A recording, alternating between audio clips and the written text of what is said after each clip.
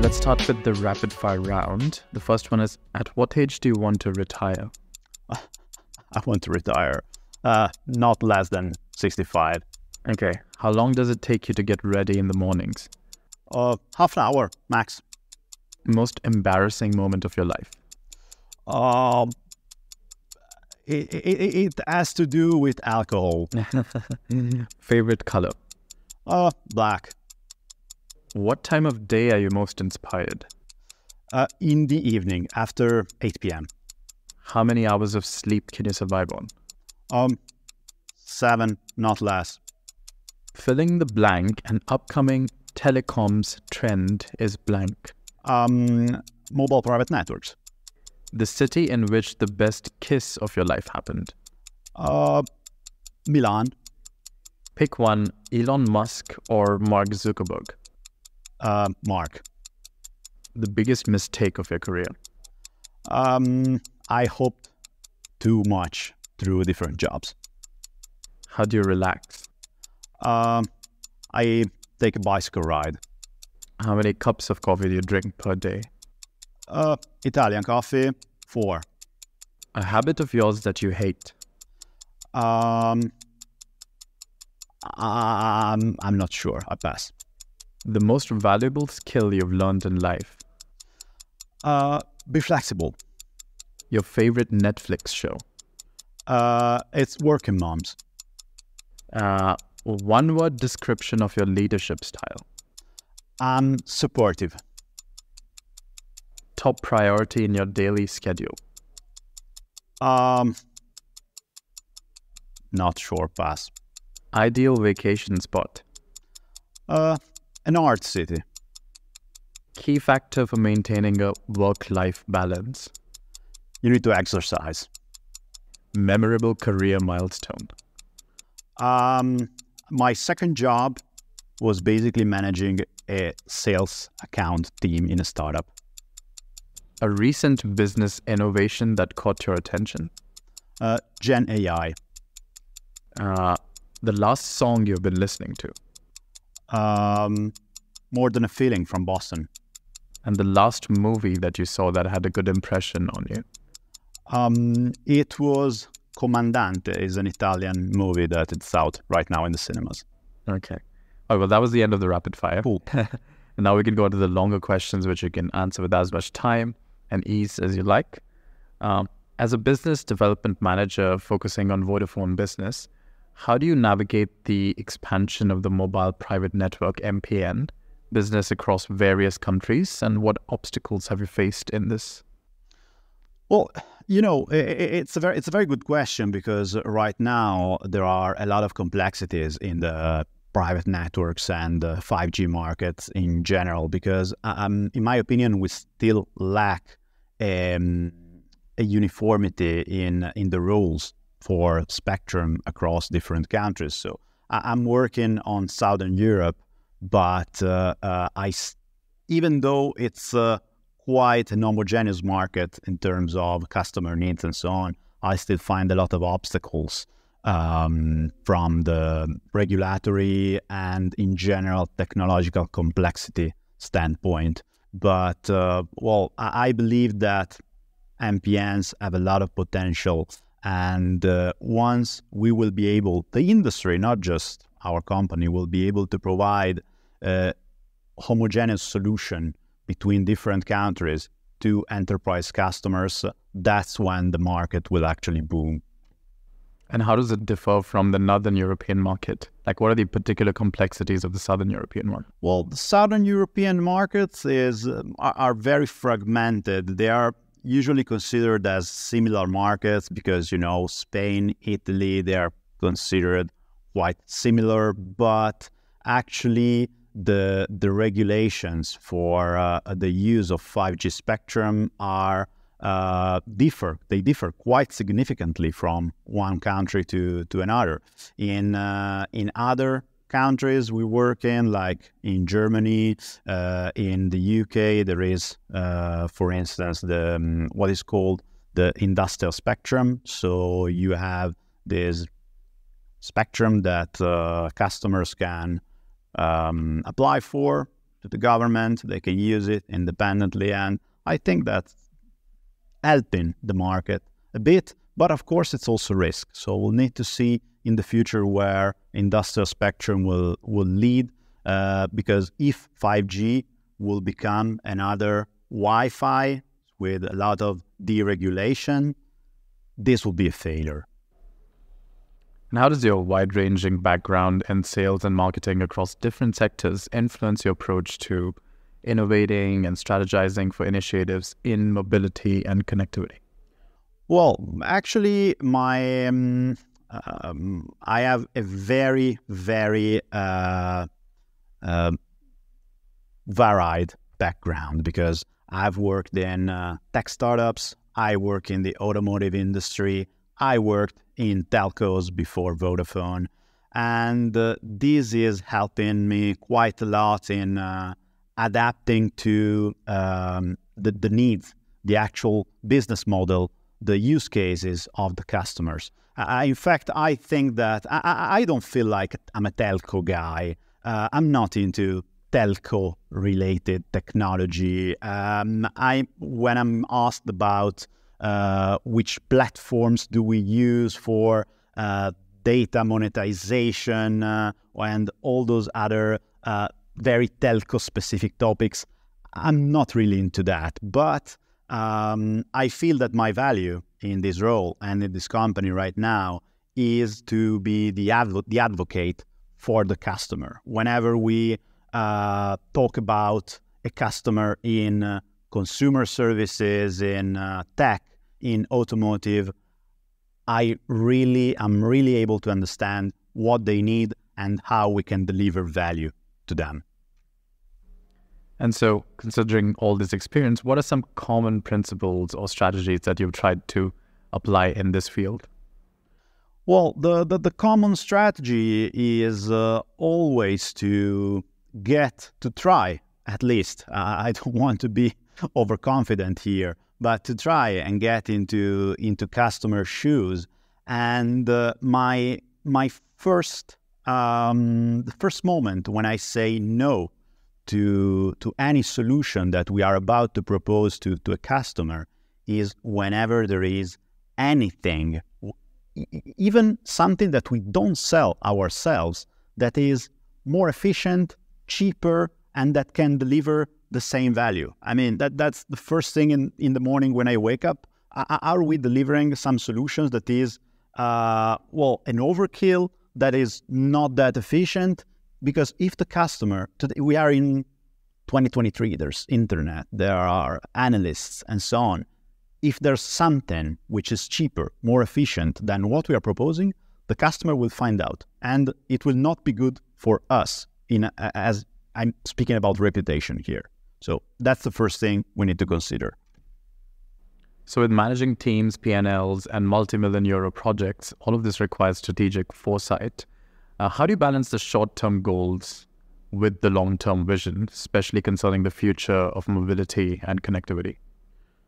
Well, this is not always easy, but I try to split my point of view quite evenly, and most of all, I try to pick my battles and to really focus on what will deliver value in the future. I mean, if you ask me for my priorities, for me, priority number one is what will deliver value to our company in 2, 3, 4, 5 years. Because we have sales teams that are focused in the short term. Of course, I need to support them, and I'm supporting them in their job and in my job. But my role really requires me to focus on what will deliver value in 5 years from now. And it's not always that easy, and sometimes it's colliding with short-term value. And in all this, how crucial is the consideration of cutting-edge technologies like AI, machine learning, or blockchain in achieving both these immediate goals and long-term visions? Well, this is something that we we need to realize, I believe as an industry, that if we don't leverage those enablers, someone else will do that. And someone else, some younger company, some smarter company will come in our markets because we have entry barriers for incoming players, but they are not always that high, and someone can overcome them. And at some point, if this someone is able to leverage all those technologies, they will be far smarter, far more efficient than us, and they will outrank us. So how easy is it for big companies to be agile or like flexible when it comes to new technologies in general? Well, we know that it's not always easy.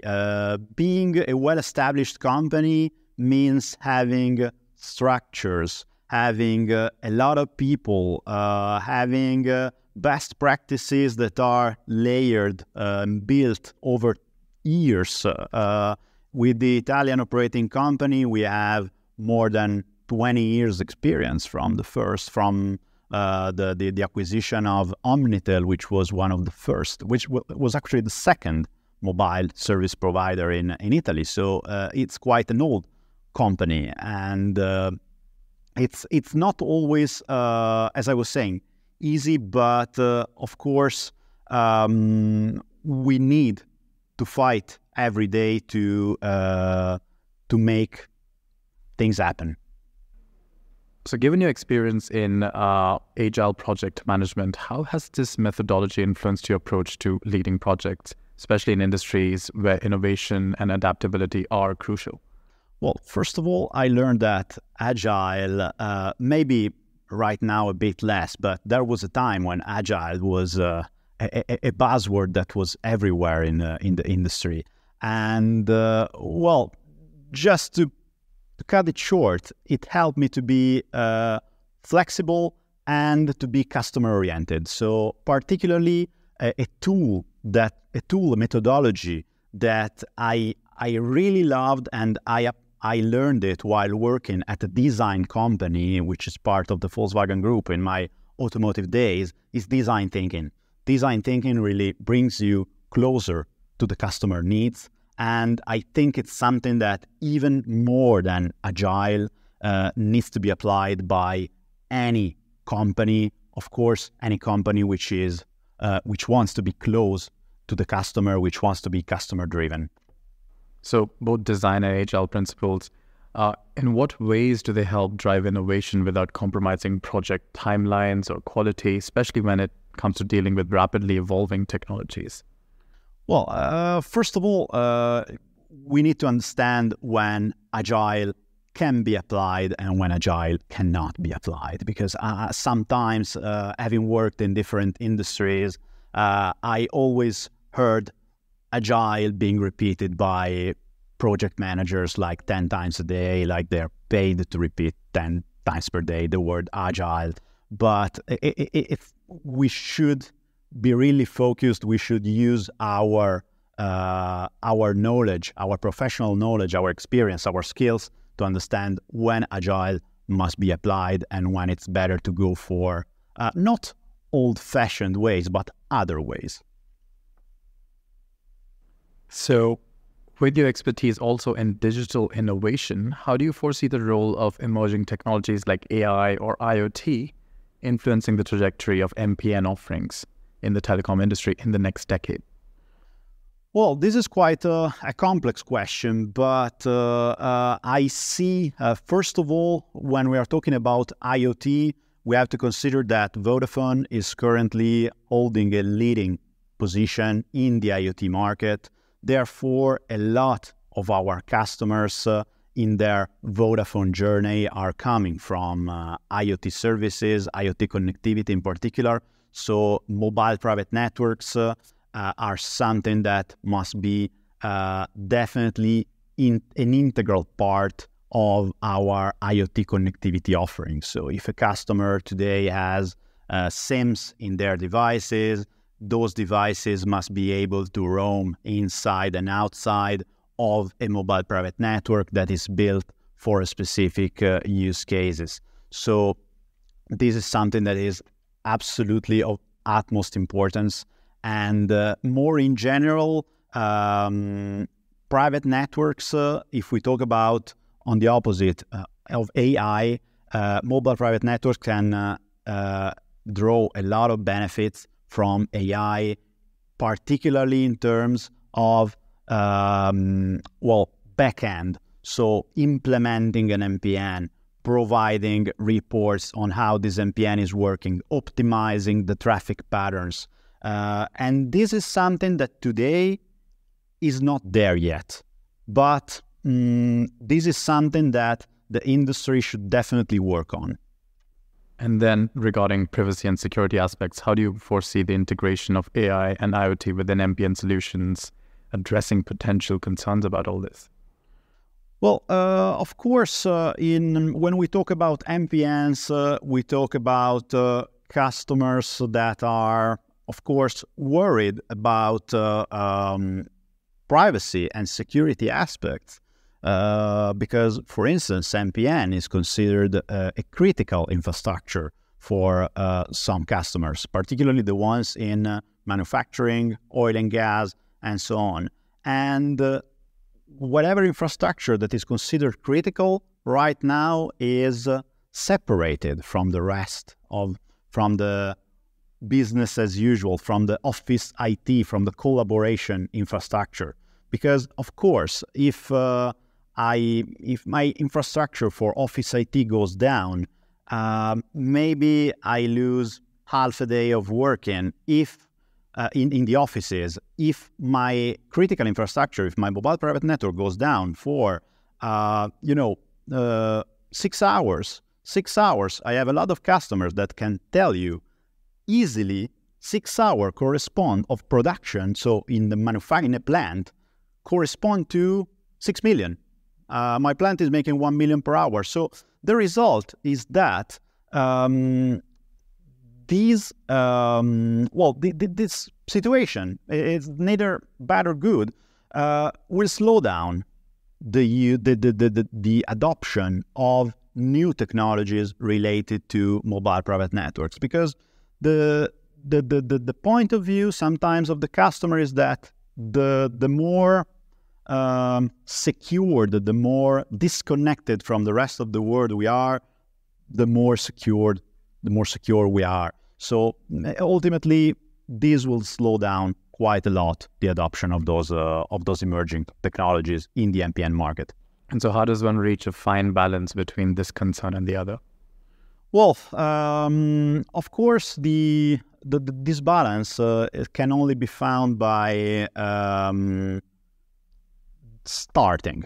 We need to start from somewhere, and particularly what I'm trying to do right now is to prove to customers that there are institutions, organizations, as concerned as they are about security and privacy, that are currently adopting specific technologies on top of a mobile private network. And I'm talking about the military, I'm talking about government organizations that, as you can imagine, they are very concerned about security, even national security aspects.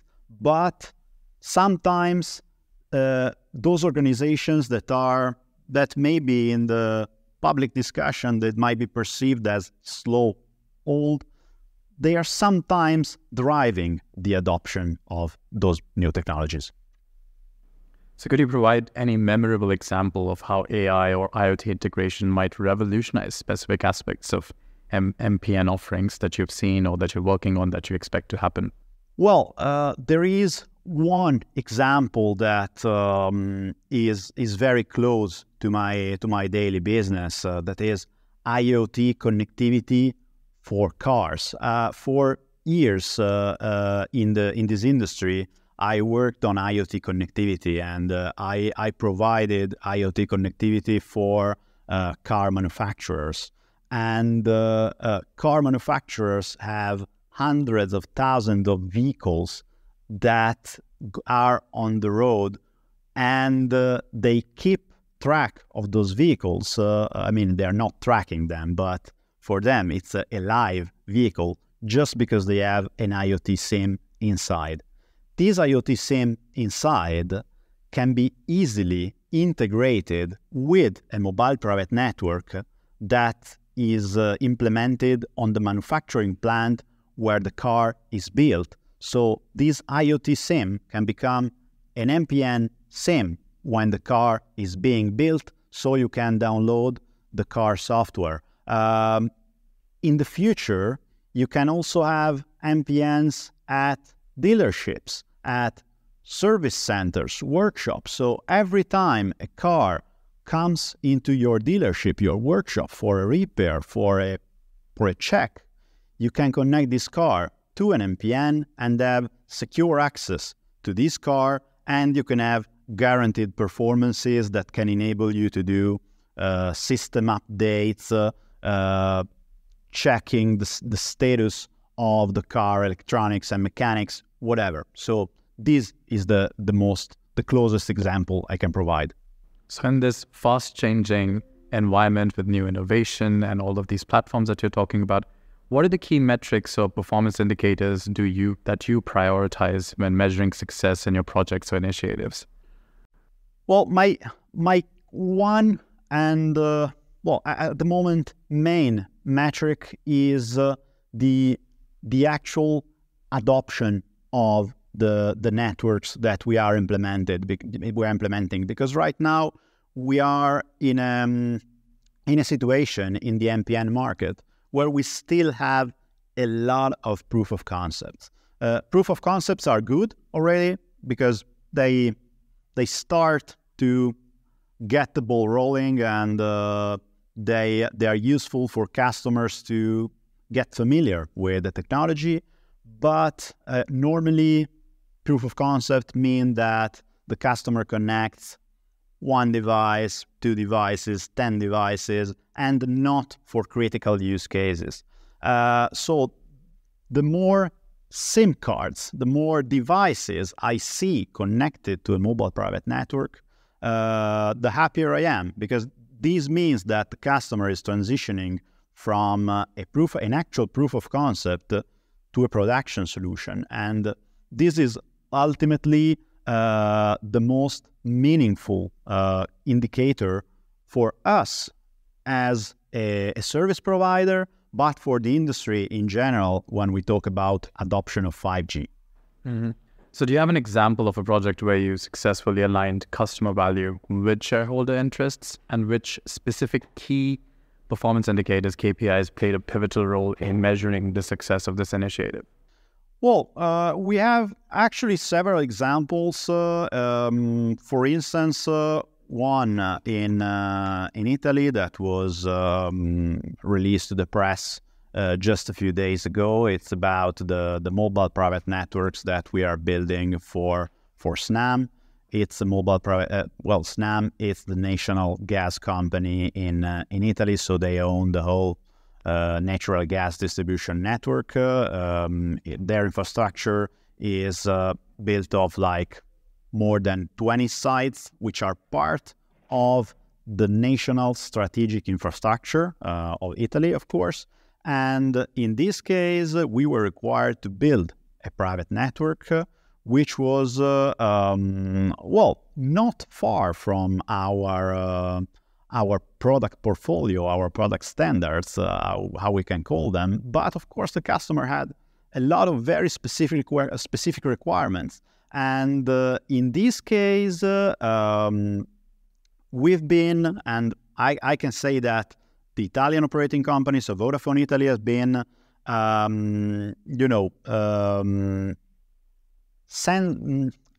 can I say, they have been smart enough also to have the right level of engagement for their management. The right people were involved immediately in the project, and right now the best.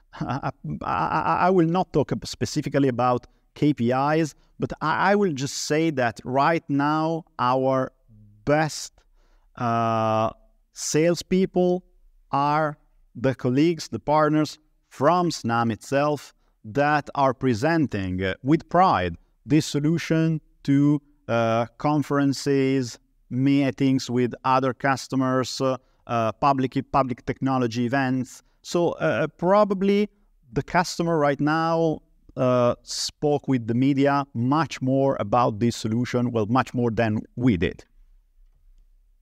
So let's pivot a little to 5G. What are some of the barriers to the adoption of private 5G, and what is the role of telcos in lowering these barriers, do you think? Well, as a telco, we see the whole value chain because we are deploying 5G since its inception, and even before its inception, we worked with regulators, with organizations to define this very standard. We work with technology vendors like Nokia, like Ericsson, Huawei, to define how the 5G would have been. And right now, what we are seeing in the market is that there are a lot of players, particularly in market where there is industrial 5G spectrum available, proposing 5G private networks, but customers are still struggling to find values. Well, of course, not all of them, but some of them. And some of those customers would like to, how can I say, start small. If you need, based on industrial spectrum, to build an actual private network from the ground up, you cannot start small. But there are players those are the telcos, that have a live 5G infrastructure.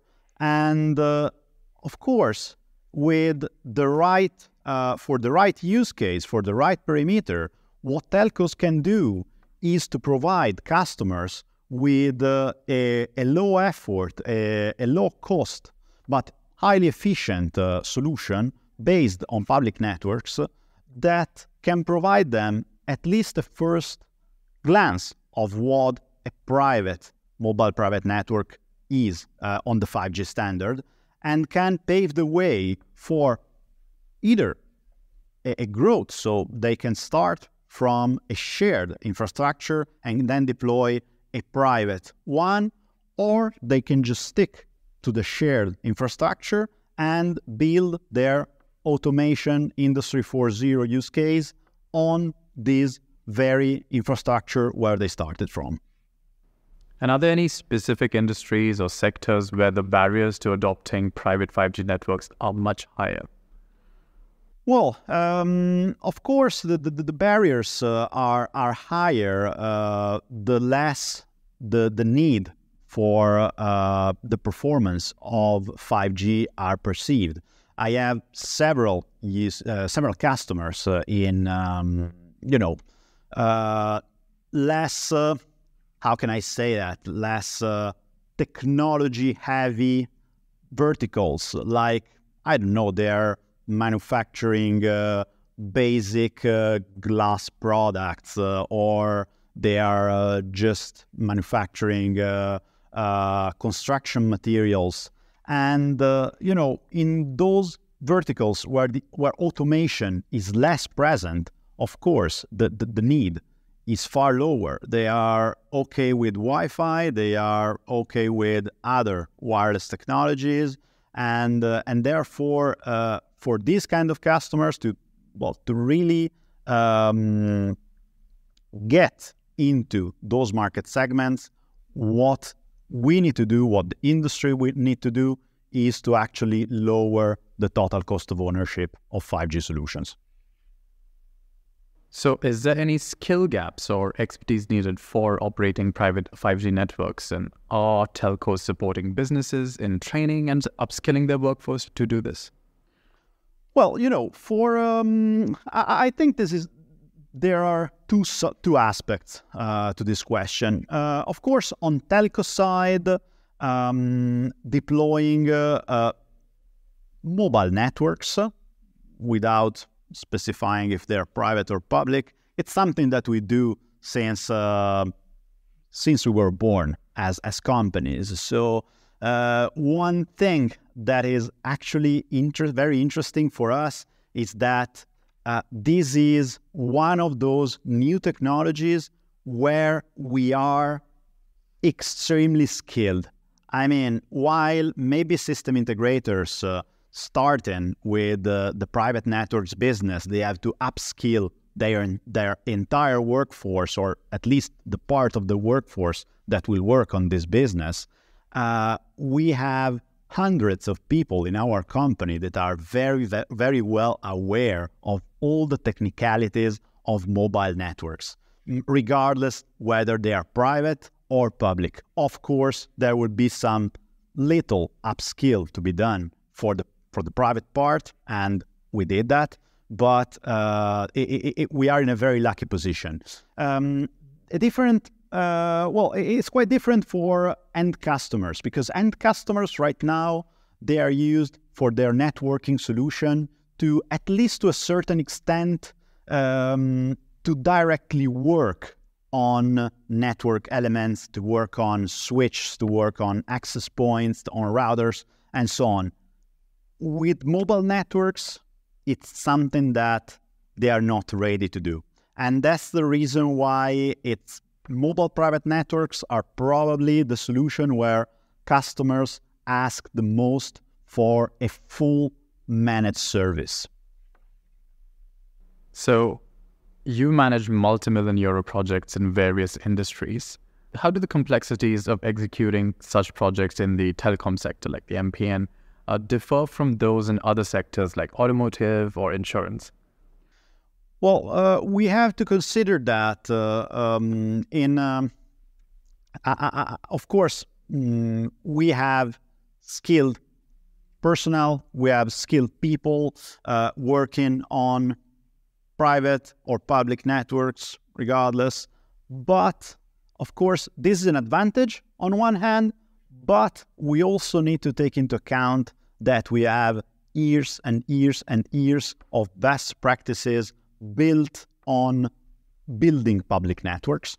And so sometimes we just realize that we need to create some discontinuity to, just we have to push a little bit harder, because we are in a very complex organizations with multiple departments involved. Not all the time it's easy to find a compromise. So yeah, there's a little bit of work to be done in this direction, but it's something that once we find a way, we find a process, we find a package solution, and we all agree on that, then we are just going to the target.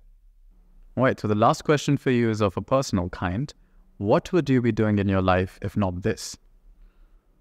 Well, it's a difficult question, because I will not say that this is what I was dreaming of when I was a child, but this is what I started dreaming of after I started doing it. And that's a bit the way in which I always lived my professional life. So right now, honestly, I cannot imagine myself in a different position.